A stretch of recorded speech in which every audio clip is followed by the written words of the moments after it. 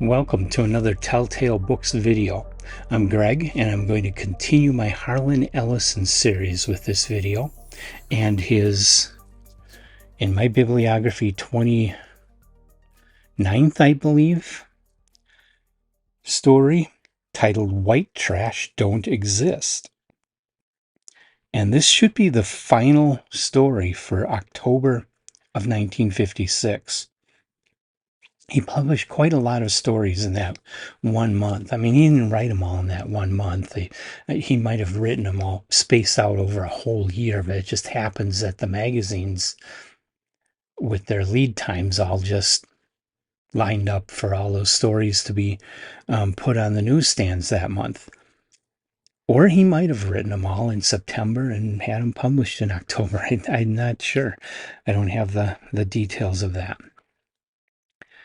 But the story was published in a magazine called Man Trap in October of 1956. It's not a science fiction or fantasy magazine. It's not a skin magazine either. It's more of a men's adventure type of magazine.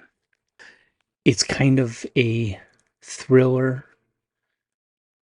almost horror type of story, but it's not at all fantastic.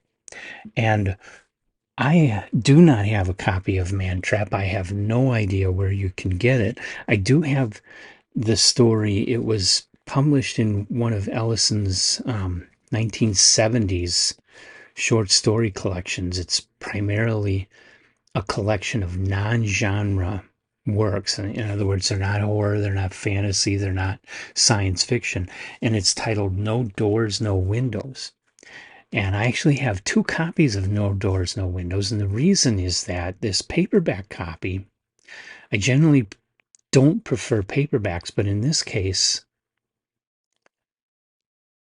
Ace Books published this whole series of Harlan Ellison books in the late 70s, early 80s. This one, No Doors, No Windows, has July 1983 publication date. And what I really, really love about these are the Barclay Shaw illustrations. And I'll put this bigger so that you can see it better. But Barclay Shaw, he was fairly new to the genre. He started showing up. He did some illustrations for fantasy and science fiction in the late 1970s. And by 1983, when this was being done, he was one of the top illustrators, I believe, and his work was definitely awesome. And he was one of Harlan Ellison's preferred illustrators back at that time. He did a lot of Harlan Ellison work.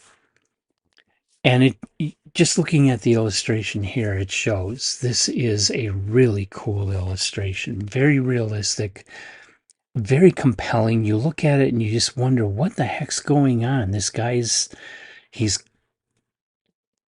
growing out of a wall.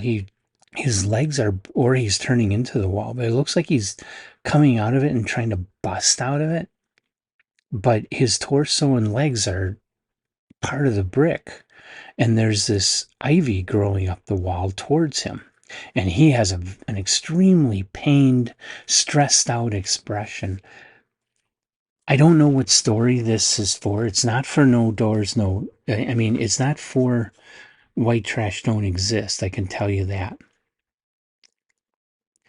So I don't know what story it's supposed to illustrate, but it's just a brilliant illustration. You look at that and you want to read this book. But I also do have a slipcased edition of No Doors, No Windows hardcover that was published by Borderlands Press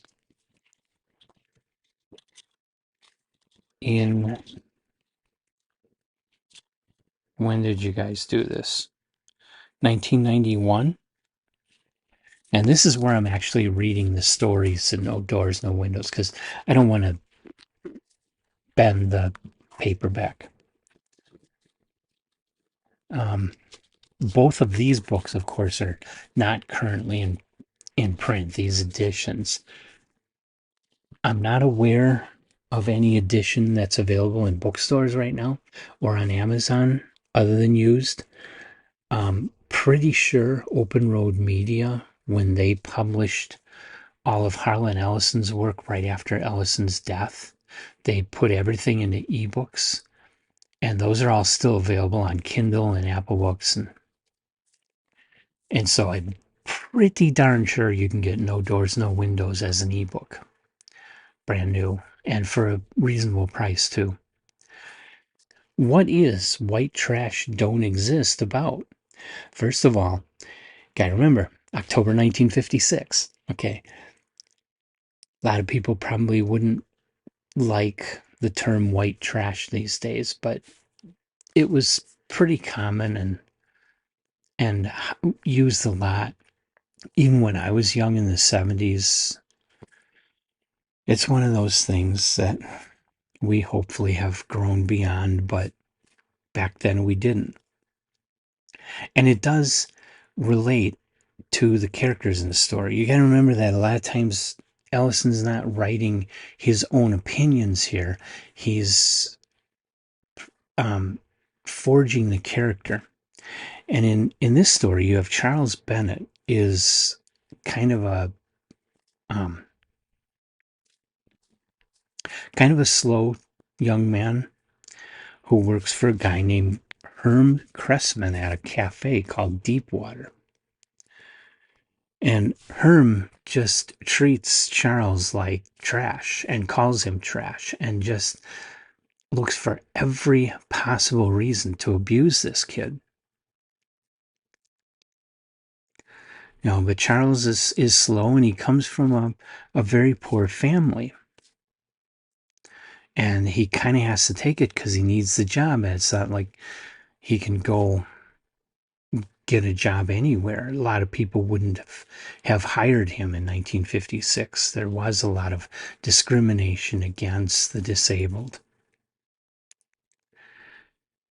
So that's the situation. Charles just keeps, no matter what he does, he can't make Herm happy, and just keeps having to put up with more abuse, and then he gets tangled with Herm's wife, who also abuses him and causes him to get in trouble with Herm, and he just can't win. He just keeps, things just keep getting worse and worse and worse for Charles until the end. This story, it's a very good story.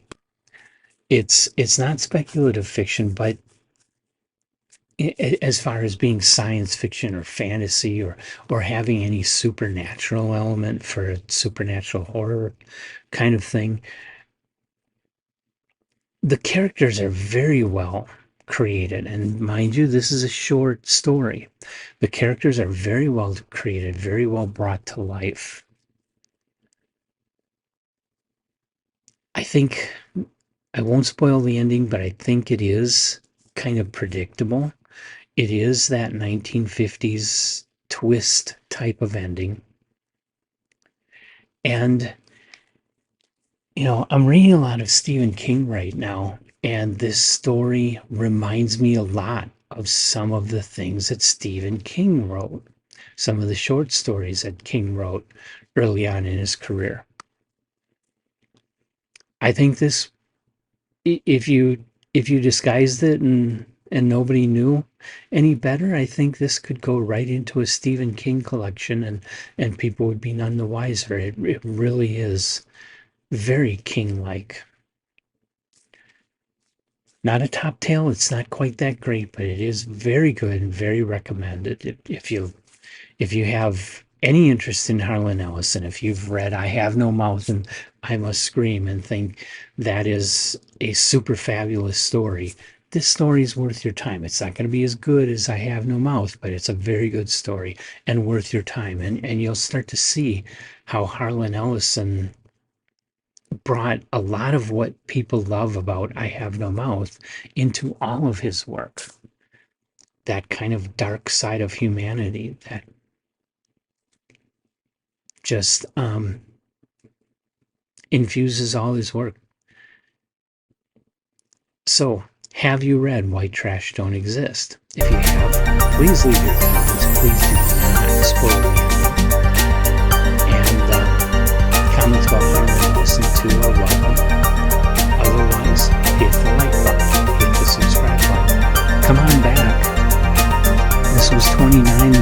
The next story, number 30,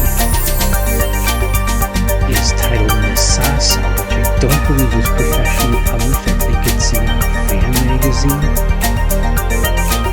That was published in November 1956, and that will be my next Harlan Ellison video. I'll discuss that story. So come back and join me for that and all the other authors of science fiction stories, horror stories, fantasy stories, literary fiction,